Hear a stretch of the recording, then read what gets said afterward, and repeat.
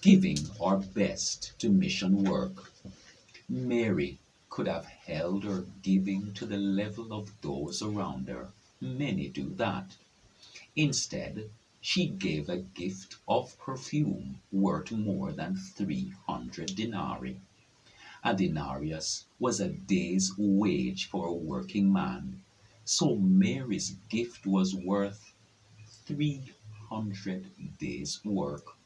Have you ever given 10 months' wages in one gift to Jesus Christ? I hope you have. When we ask ourselves why half the world's people have not yet heard God's good news, one reason we must consider is shallow giving. Mary supported his purpose in her day. The perfume Mary brought was very expensive. So too, the Christian may find it costly to please Jesus, yet some care deeply about Christ's cause.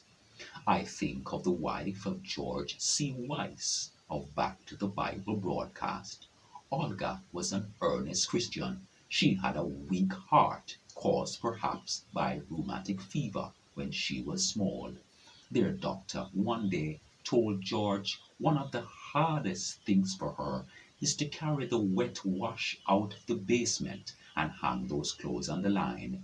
If it is at all possible, she should have a clothes dryer. It will add years to her life. Clothes dryers were costly at that time. George bought one for his wife. He hid it in the garage and on Christmas Eve took Olga and showed it to her. A few days later, before it had been installed, she heard her husband's appeal on the broadcast for the need in India. She phoned him out of the office and asked, "Do you think we could sell the dryer and give the money for India?" Struggling to control his voice, George said, "Let's talk about that later." That evening, he told her, "Let's leave it this way. If the Lord sends in the amount of money we are asking for, then let that be a sign He wants you to keep the dryer. What if enough doesn't come in? We'll sell it." They were able to keep the dryer, but not because she was thinking of herself.